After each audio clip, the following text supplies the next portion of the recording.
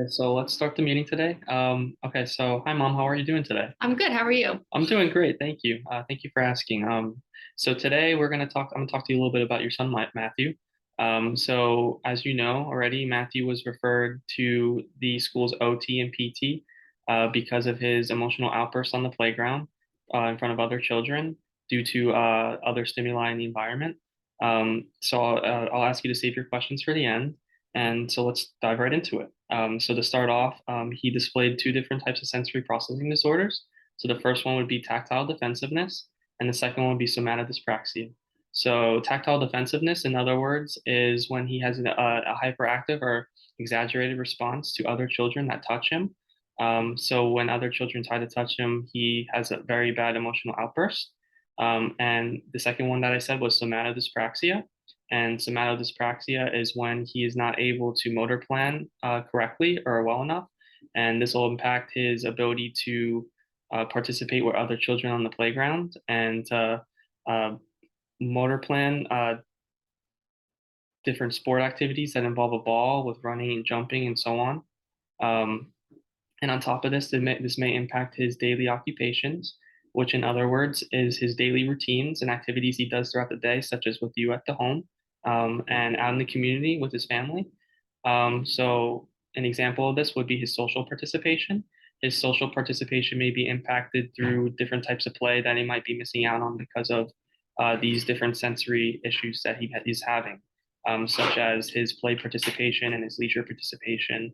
Um, and so on. And on top of this, his tactile might be impacted as well with different types of clothing that he might have to wear, might irritate him a little bit with different tags, and so on. Do you have any questions for me at this time?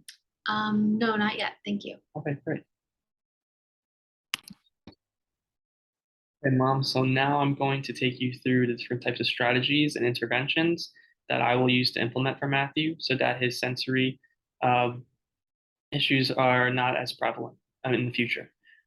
So to start off, I will start off with his tactile defensiveness, so his touch, in other words. So for this area, we will work on different types of hugs, maybe like a bear hug, and make sure we have that deep pressure when we hug him. Massages, for instance, maybe around the head area and the neck area might calm him down more. And on top of this, different types of squeezing, maybe with a squeeze ball or squeezing his hands. This will definitely help him feel that deep pressure. And when he feels like he's in a fight or flight mode and he gets a lot of anxiety, and he feels his heart rate starting to go faster and faster and he can't control his breathing, we'll implement these. It'll help him calm down when he's in these high situations with the stimuli in his environment. So, are these things that I could do at home with him too? Oh, yeah, of course. Yeah, you can implement this in all different contexts. And that's the overall long-term goal for him to be able to self-regulate much better with his emotions in many different places. That's great. I really love to see him participating more with his friends at school. I know that he gets upset that he can't participate as much right now. So, That'll be the overall long-term goal for sure, and we'll make sure that that gets fixed much better. And lastly, for his proprioception, which is in other words, his awareness in space with his body of knowing where it is in space, um, we can implement a weighted vest and weighted blankets so that he feels that proprioceptive input to calm him down as well. The weight bearing will really help calm down his heart rate when he feels like he is in a situation where his safety is on the line. And we'll make sure to give him guided breaks here and there, at least 5 minute guided breaks if we feel like he really needs one. Um, and yeah, do you have any questions for me so far? yeah. So, with the weighted vest or the weighted blanket, is that something that like he'll start off wearing for like small periods of time and then work his way up, or he can just say like go to school wearing it all day right away? So he can work his way up to it. So Okay. we don't want him to rely on it too much. We would like him to have it in little spurts and we'll gradually take it off of him because we want him to be wearing it all the time and rely on it. We want him Gotcha. to know that, okay, I need to use the weighted vest when I'm feeling like this high anxiety in this moment. Okay. Okay, great. Thank you. Yeah. Okay, so mom, so now I'm gonna talk to you a little bit more about how we can incorporate these strategies that I just taught you into his daily routine so that he can do it at home more, okay? Awesome. Okay, so to start off with his tactile sensory, um, we will incorporate possibly using textured foods that he's never been used to, something a little bit less predictable because he sticks with foods that are too predictable.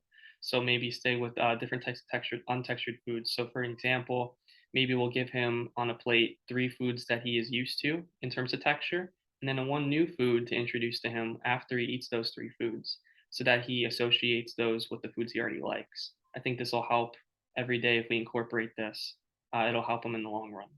And for his proprioceptive input, I think what we can do is give him that deep pressure when he goes home from school by buying possibly a therapy ball so that he can roll on his back and receive that proprioceptive input when he goes home after school, maybe calm him down after a long day and so on.